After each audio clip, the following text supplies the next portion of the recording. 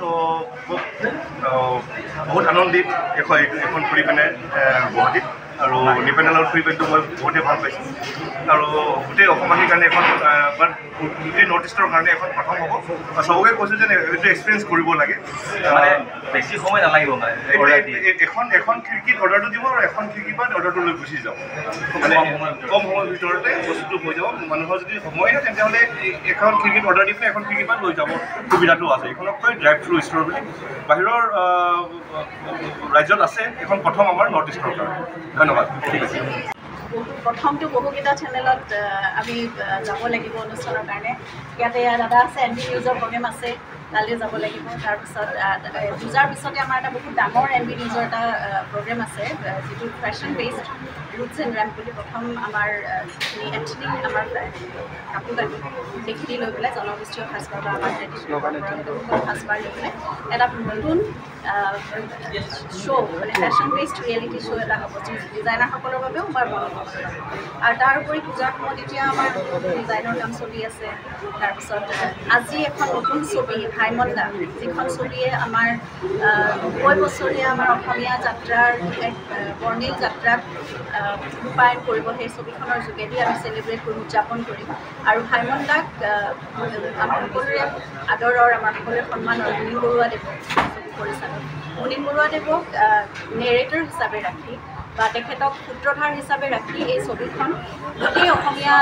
ছবিৰ মানে এটা বৰ্ণিল যাত্ৰাক ৰিপ্ৰেজেণ্ট কৰিব গতিকে আজি তাৰ ইয়াৰ পিছতে আপোনালোক সকলো তালৈ যাব লাগিব আপোনালোকক আমন্ত্ৰণ জনাইছোঁ এটা কেইবাখনো পোষ্টাৰ আৰু এটা গানৰ প্ৰথম আৰম্ভণি সেইটো ফাৰ্ষ্ট লুক বুলি ক'ব পাৰি ছবিখনৰ অহা নৱেম্বৰ 22 তাৰিখে ছবিগৃহলৈ আহিব সেইটো এটা ডাঙৰ কাম আছে তাৰপিছত আমাৰ নিজৰ পৰিকল্পনা আছে এখন ছবি অহা মাহত আমি আৰম্ভ কৰিম ৰৈ বিনালে নিজৰ প্ৰডাকশ্যনৰ পৰা গতিকে এইবোৰ কাম চলি আছে চিকাৰ কেনেকুৱা চলি আছে চিকাৰ মোটামুটি ঠিকেই চলি আছে এতিয়া হায়দৰাবাদ আৰু বেংগলোৰত দেখিছোঁ একদম হাউচফুল হৈ আছে ঠিক আছে ভেটি বাছৰ নেক্সট এনাডি গ্ৰুপ আৰু আমি KFC কোম্পানী লগ লাগি এখন আজি আমি ৰেষ্টুৰেণ্ট এখন কৰিছোঁ আপোনাৰ লখৰা চাৰিআলি কাষত এইটো একচুৱেলি বিগত প্ৰায় 3-4 মাহৰ পৰা চলাই আজি দুৰ্গা পূজা উপলক্ষে অসমৰ ৰাইজলৈ আগবঢ়াই দিছোঁ ইয়াত মানে কি আমি প্ৰায় 2 বছৰমানৰ পৰা চাইছোঁ অসমত কেইবাখনো KFC হৈছে কিন্তু ইয়াত এটা বিশেষ সুবিধা দিয়া হৈছে ৰাইজক যিহেতু এই ৰাস্তাটো য'ত এই KFC ৰেষ্টুৰেণ্টখন আছে ম্যানমাৰলৈকে গৈছে এই ৰাস্তাটো গতিকে এই ৰাস্তাটোত আমি নেশ্যনেল হাইৱেতে আমি এইখন খুলিছোঁ ইয়াত আপোনাৰ ৰাইজে এটা গেটেৰে অৰ্ডাৰ কৰি আন এটা গেটেৰে ডেলিভাৰী লৈ যাব পাৰিব নৰ্থ ইষ্টৰ প্ৰথমবাৰৰ বাবে KFC কৰিছে আৰু ভাল লাগিছে মোৰ এটাই ভাল লাগে যে ইয়াত আজি এই অনুষ্ঠানটো হোৱাৰ পিছত 30-40 গৰাকী অসমীয়া হওক অসমীয়া হওক মেইনলি অসমীয়া ল'ৰা ছোৱালী চাকৰি পাব মই সদায় আমি এনাডি গ্ৰুপে সদায় লক্ষ্য কৰোঁ যাতে জব আমি দি থাকিব পাৰোঁ মানুহক আৰু দুৰ্গা পূজা উপলক্ষে মই আপোনালোক সকলোকে ফালৰ পৰা আন্তৰিক শুভেচ্ছা জনালোঁ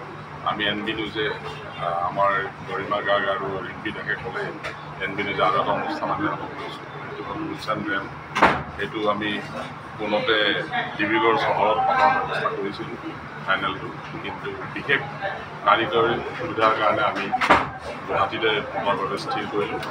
আমাৰ এই শ্ব'টো নৱেম্বৰত আৰম্ভ হ'ব 15 দিন আমি পিছুৱাব লগা হ'ল দুৰ্গা পূজাৰ কাৰণে গতিকে আমি যথেষ্ট আনন্দিত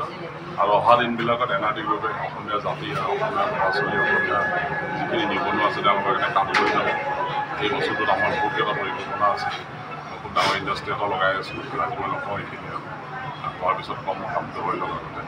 কিন্তু খুব ভাল লাগি আছে মনটো যে কেইটামান ল'ৰা ছোৱালী ইয়াতে চাকৰি এটা পাব আৰু এনেকৈ খুব ভাল গ্ৰুপ এটা মই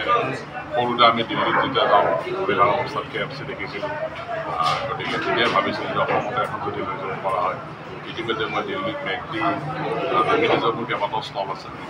গতিকে KFC মোৰ সংযোজন নতুন সংযোজন আৰু আজি মোৰ আমাৰ ভাতৃপ্ৰতি নৰ্থ ইষ্টৰ যিজন মানে ইনচাৰ্জ তেওঁলোক মোৰ কথা হৈছিল অহা বছৰ কেইটাত আমি তেওঁলোকৰ লগত যোগাযোগ কৰি আছোঁ কেইবাখনো KFC ইতিমধ্যে কোম্পানীৰ ফালৰ পৰা মোক জনাইছে যে আপুনি আৰু কেইখনমান ষ্টল কৰক আৰু মই চাই আছোঁ চাৰ্ভে কৰি য'ত এইটো ভাইবলৈ আমি তাতো খোলা প্লেন কৰিছোঁ যথেষ্ট মৰমত ফিডবেক ওলাই গৈ আছে ক'ৰবাত ফুৰিব গৈ আছে ইয়াতে ৰৈ ধুনীয়াকৈ পেকিং কৰি লৈ খাই যাব পাৰিব এইখিনি সুবিধা আছে গতিকে পূজাৰ বতৰ ইমান ধুনীয়া এটা সময়ত এইখন ইনগ্ৰেট কৰিছে গতিকে শুভেচ্ছা জনাইছোঁ কেনেকুৱা আপোনাৰ প্ৰস্তুতি কেনেকুৱা পূজাৰ মোৰো সেয়া খাব লাগিব পূজা বুলি ক'লে মিঠাই চিঠাই বহুত কিবা কিবি খাব মানুহে খায়ো থাকিম আৰু চিকেন খাব লাগিব আৰু আমি একেলগে প্ৰগ্ৰেম দি থাকিম ফ্ৰুটছ এণ্ড ৰেম তাৰপিছত পূজা হপিং বুলি পেণ্ডেলে ঘূৰি ফুৰিব লাগিব পূজা চাব লাগিব সেয়াই পূজা নতুন কাপোৰ পিন্ধিব লাগিব আৰু আপোনালোক সকলোকে দুৰ্গা পূজাৰ শুভেচ্ছা আগতীয়াকৈ জনাই দিছোঁ থেংক ইউ